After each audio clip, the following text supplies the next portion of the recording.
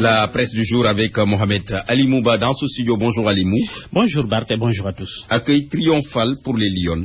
Aya et sa bande sont de retour. Les Lions sont revenus au bercail tout auréolés de gloire. L'or, rien que de l'or massif autour du cou et une coupe à la main. Ce matin, les confrères n'ont d'yeux d'oreilles que pour les reines, fièvre éditoriale palpable dès les titres. Accueil populaire pour les reines d'Afrique déroule le soleil en première intention.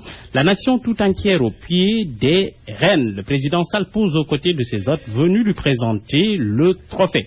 Au mot pour résumer le sentiment de gratitude à l'endroit des Lions. Gueregueuf, merci, visiblement le témoin préfère coq à Molière pour lâcher toute l'émotion qu'il veut transmettre à ses lecteurs. Même stratégie chez le quotidien qui s'emporte lui aussi.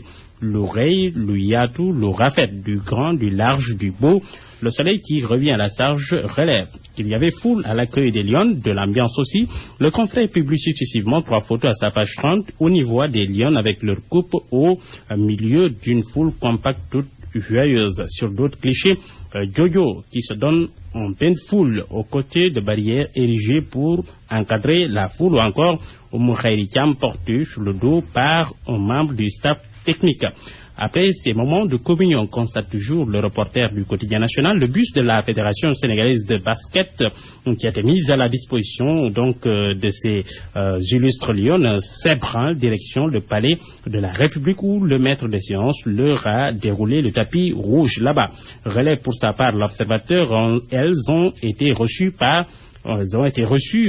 reçu plutôt les honneurs de la République, mais pour récompenser ces vaillantes filles à la hauteur de leur exploit, constate toujours l'observateur, le président Sall a prévu une audience spéciale jeudi prochain.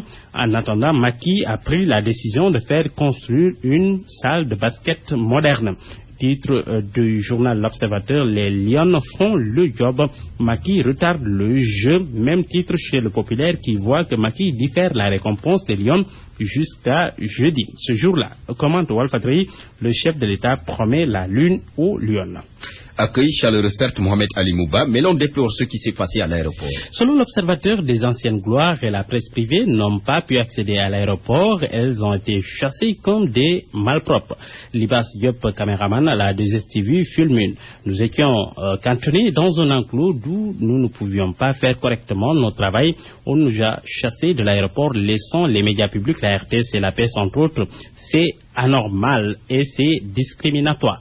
Nathalie Sagna, une ancienne gloire, crie sa colère elle aussi. Nous sommes dessus, dit-elle, nous avons été championnes d'Afrique plusieurs fois.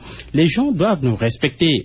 Ils nous retiennent et laissent passer et la joue pour un accueil des Lions du basket. C'est simplement honteux, assène Nathalie Sagna, pleine d'amertume.